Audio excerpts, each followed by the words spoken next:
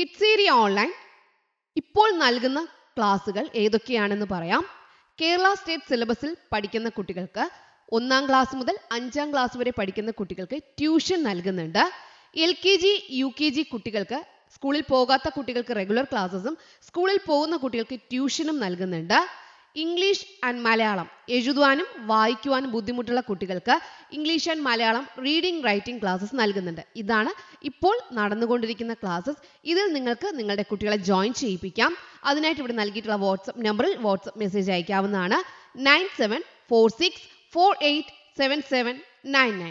മറ്റുള്ള ക്ലാസ്സുകളെല്ലാം വെക്കേഷൻ ആയിരിക്കും ഉണ്ടാവുക.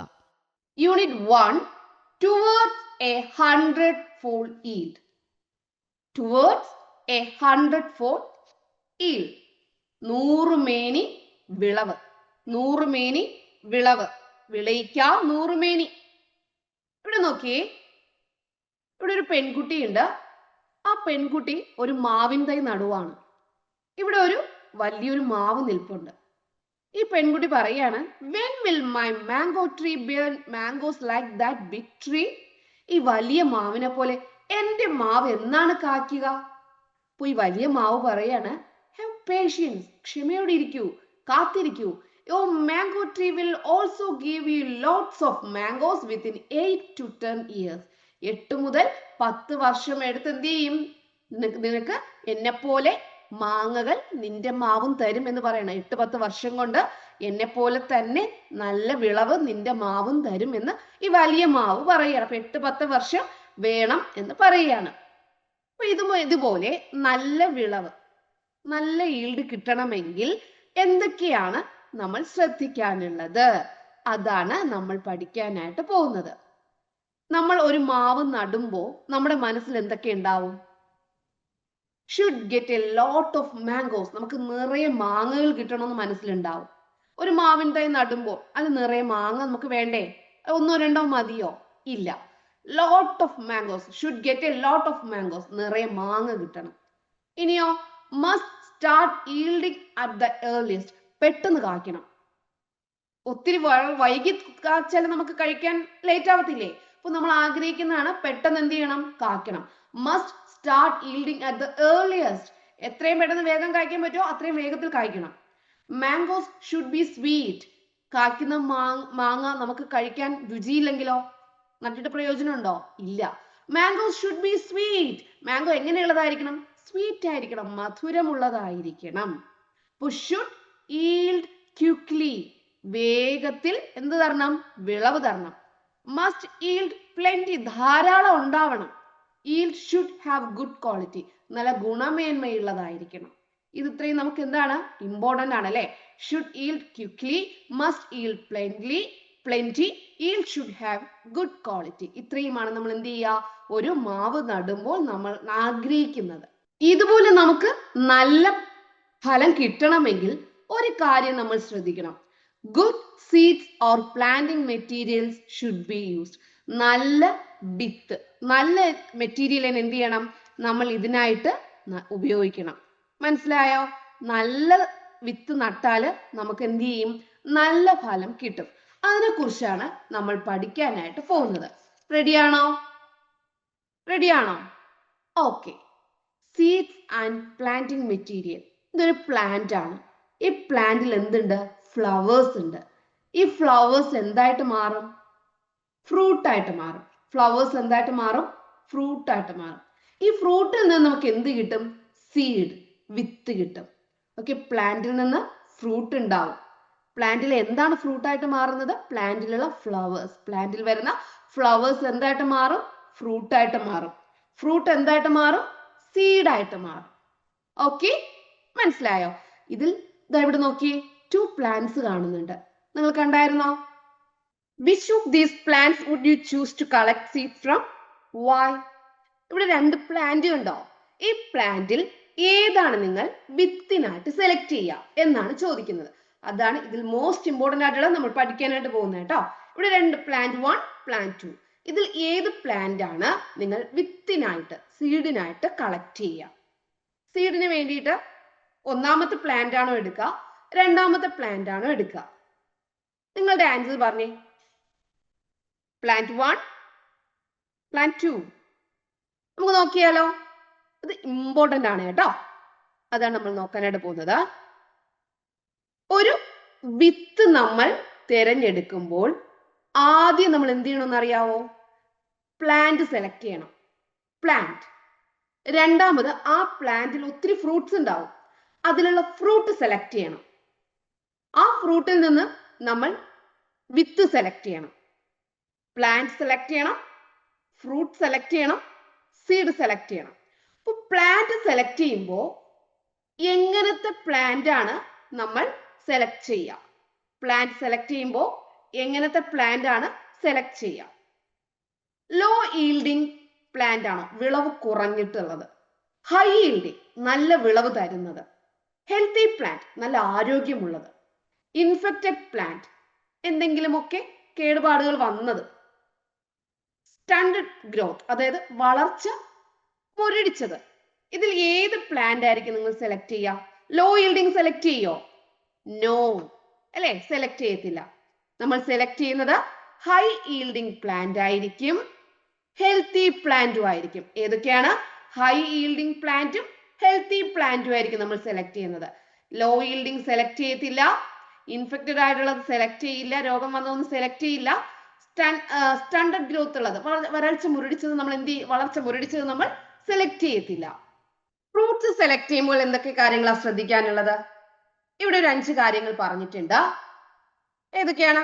Fruits formed at the initial stage of plants life span, fruits formed at the end of the plant's lifespan, fruits formed at the middle of the plant's lifespan.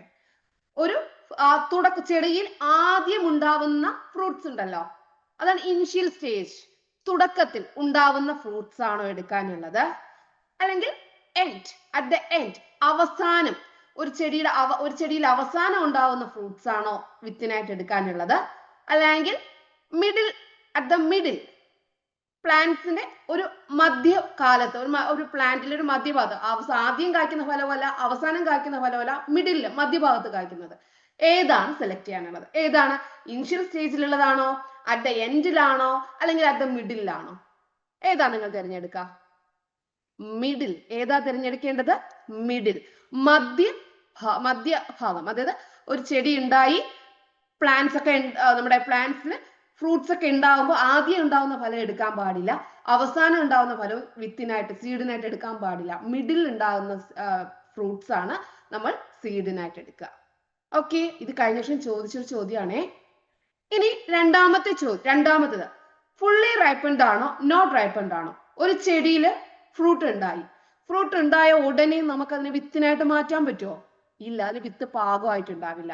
അപ്പോൾ എങ്ങനെയുള്ളതായിരിക്കണം? Fully ripened, നല്ല പാകമായതായിരിക്കണം.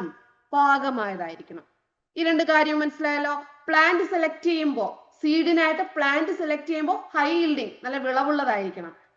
നമ്മൾ നേരത്തെ കാണിച്ചതുപോലെ high yield ഉള്ളതായിരിക്കണം. Healthy plant, ആരോഗ്യമുള്ള plant ആയിരിക്കണം. Fruits select ചെയ്യുമ്പോഴോ,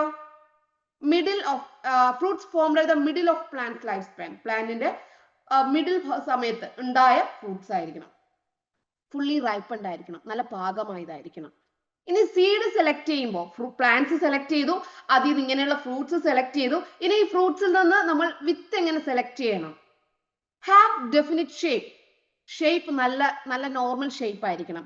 have normal weight, normal ആയിട്ടുള്ള വിത്തിന് ഉണ്ടാവുന്ന ഭാരം ഉണ്ടായിരിക്കണം. ഹാവ് ഡാമേജ്ഡ് സീഡ് കോട്ട്, അതിന്റെ പുറന്തോടുണ്ടല്ലോ, ഡാമേജ് ആയതായിരിക്കണം. ലൈറ്റ് വെയിറ്റ്, ഭാരം ഇല്ലാത്തത്, ലൈറ്റ് വെയിറ്റ് ആയിട്ട് കിടക്കത്തില്ലേ, ഭാരം ഇല്ലാത്തതായിരിക്കണം. നോർമൽ സൈസിലുള്ളതായിരിക്കണം. ഏതൊക്കെയായിരിക്കും? അതിൻ്റെതായ ആകൃതി ഉണ്ടാവണം. ഹാവ് ഡെഫിനിറ്റ് ഷേപ്പ്, അതിൻ്റെതായ ആകൃതി ഉണ്ടാവണം. നോർമൽ വെയിറ്റ് വേണം, അതിന് ഉണ്ടാവേണ്ട ഭാരം വേണം. ഡാമേജ്ഡ് ആയിട്ടുള്ള സീഡ് കോട്ടുള്ളത് എടുക്കോ? പുറന്തോട് ഡാമേജ് ആയിട്ടുള്ളത് ഇല്ല. ലൈറ്റ് വെയിറ്റ് ആയിട്ടുള്ളത് എടുക്കണോ? വേണ്ട, നോർമൽ വെയിറ്റ് ഉള്ളത് എടുക്കാൻ പാടുള്ളൂ. നോർമൽ ആയിട്ടുള്ള സൈസിലുള്ളത് എടുക്കണം. ഇത്രയും കാര്യങ്ങൾ മനസ്സിലായല്ലോ. പ്ലാന്റ് സെലക്ട് ചെയ്യുമ്പോൾ ഇതിൽ നിന്നൊരു ചോദ്യം വന്നാൽ എഴുതണം. പ്ലാന്റ് സെലക്ട് ചെയ്യുമ്പോൾ എങ്ങനെയായിരിക്കണം, ഫ്രൂട്ട്സ് സെലക്ട് ചെയ്യുമ്പോൾ എങ്ങനെയുള്ളതായിരിക്കണം, സീഡ് സെലക്ട് ചെയ്യുമ്പോൾ എങ്ങനെയുള്ളതായിരിക്കണം. Okay, good quality seeds, good quality ഉള്ള seeds select ചെയ്താൽ should be selected for better yield. നല്ല വിളവിനായിട്ട് better yieldനായിട്ട് good quality seed select ചെയ്യണം. For this, the respective plant and fruit should also have good quality. എന്ന് നമുക്ക് ആ പ്ലാന്റും ഫ്രൂട്ടും good quality ഉള്ള നമ്മൾ തിരഞ്ഞെടുത്ത് കഴിഞ്ഞാൽ നമുക്ക് എന്ത് കിട്ടും? ഹൈ ഈൽഡ് ആയിട്ടുള്ള നല്ല വിളവ് നമുക്ക് കിട്ടും. സംശയമില്ലല്ലോ? ഇത്രയും കാര്യങ്ങൾ മനസ്സിലായല്ലോ? വിത്തിന്റെ ഗുണമേന്മ ഉറപ്പുവരുത്താൻ നമ്മൾ എന്ത് ചെയ്യണം? വിത്ത് നല്ലതായിരിക്കണമെങ്കിൽ പ്ലാന്റും ഫ്രൂട്ടും നല്ല ഗുഡ് ക്വാളിറ്റി ഉള്ളത് എടുക്കുക.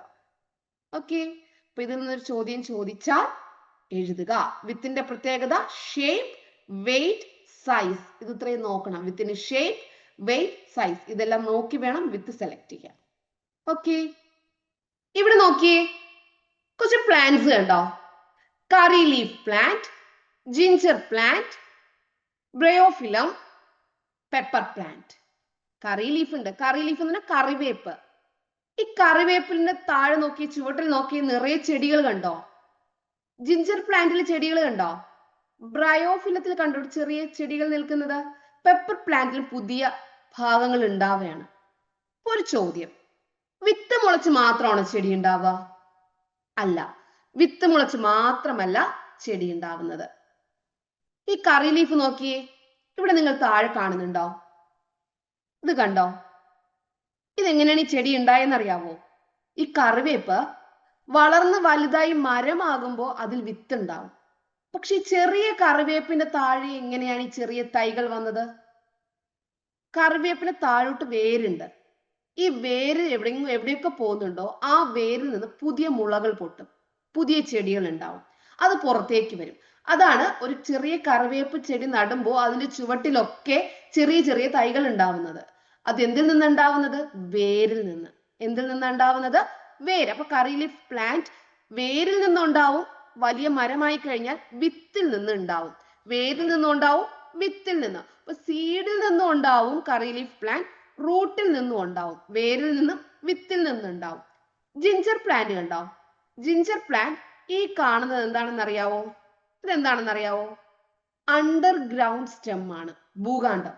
അണ്ടർഗ്രൗണ്ട് സ്റ്റെം അതൊരു കിഴങ്ങ് പോലെ ഇരിക്കും. അണ്ടർഗ്രൗണ്ട് മണ്ണിനടിയിൽ കുഴിച്ചിട്ടാൽ അതിൽ നിന്ന് പുതിയ മുള പൊട്ടി വരും. അണ്ടർഗ്രൗണ്ട് സ്റ്റെം എന്നാ പറയാൻ. എന്താ പറയാ?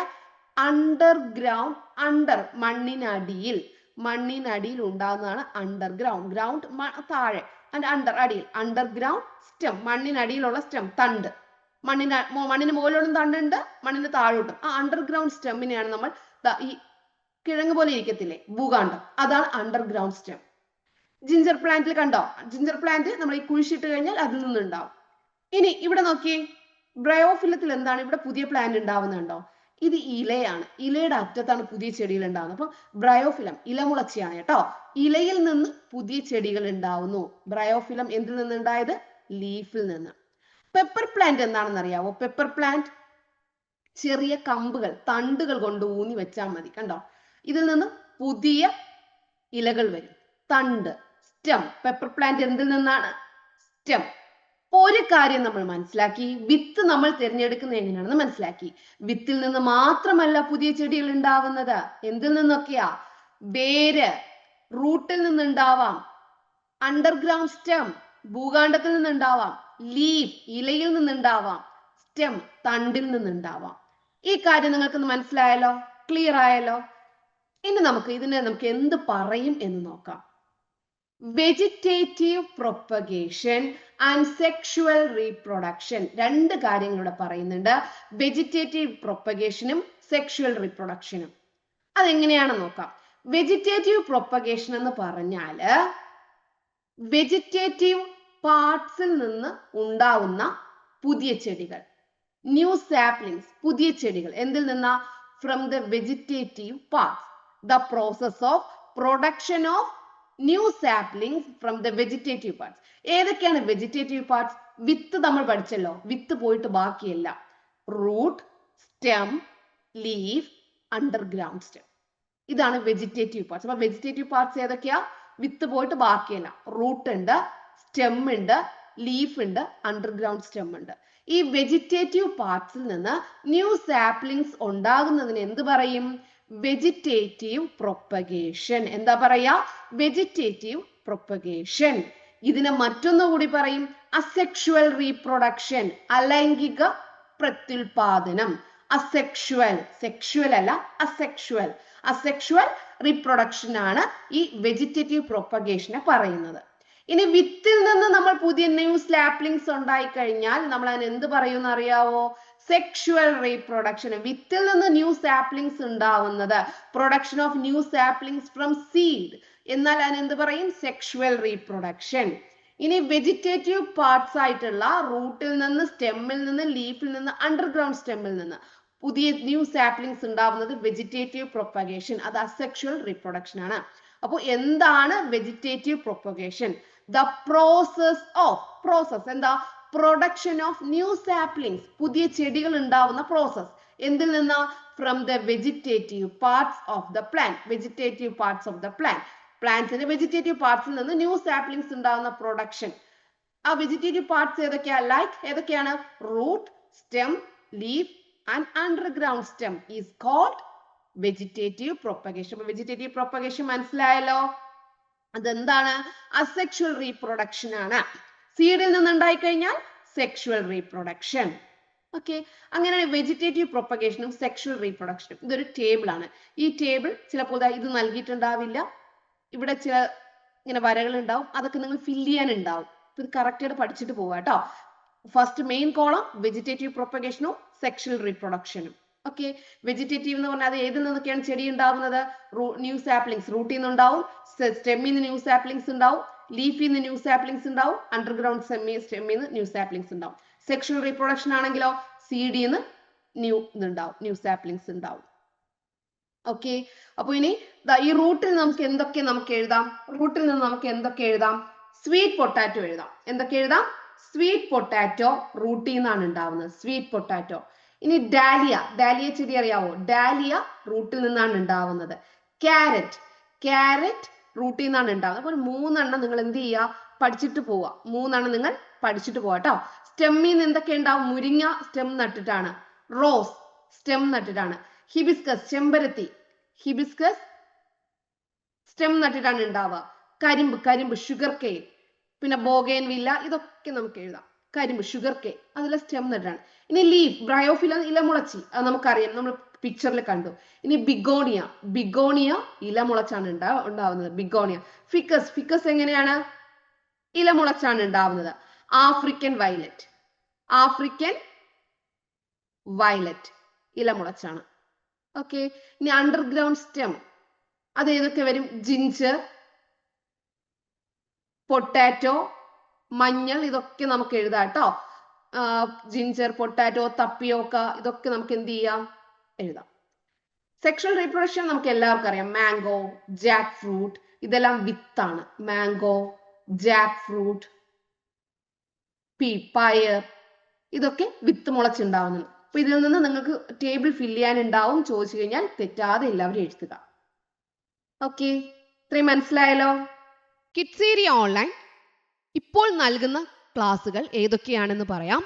കേരള സ്റ്റേറ്റ് സിലബസിൽ പഠിക്കുന്ന കുട്ടികൾക്ക് 1-ാം ക്ലാസ് മുതൽ 5-ാം ക്ലാസ് വരെ പഠിക്കുന്ന കുട്ടികൾക്ക് ട്യൂഷൻ നൽകുന്നുണ്ട്.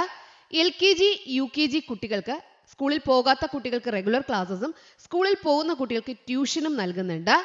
ഇംഗ്ലീഷ് ആൻഡ് മലയാളം എഴുതുവാനും വായിക്കുവാനും ബുദ്ധിമുട്ടുള്ള കുട്ടികൾക്ക് English and Malayalam reading writing classes നൽകുന്നുണ്ട്. ഇതാണ് ഇപ്പോൾ നടന്നുകൊണ്ടിരിക്കുന്ന ക്ലാസ്സസ്. ഇതിൽ നിങ്ങൾക്ക് നിങ്ങളുടെ കുട്ടികളെ ജോയിൻ ചെയ്യിപ്പിക്കാം. അതിനായിട്ട് ഇവിടെ നൽകിയിട്ടുള്ള വാട്സപ്പ് നമ്പറിൽ വാട്സപ്പ് മെസ്സേജ് അയക്കാവുന്നതാണ്. 9746487799. മറ്റുള്ള ക്ലാസ്സുകളെല്ലാം വെക്കേഷൻ ആയിരിക്കും ഉണ്ടാവുക.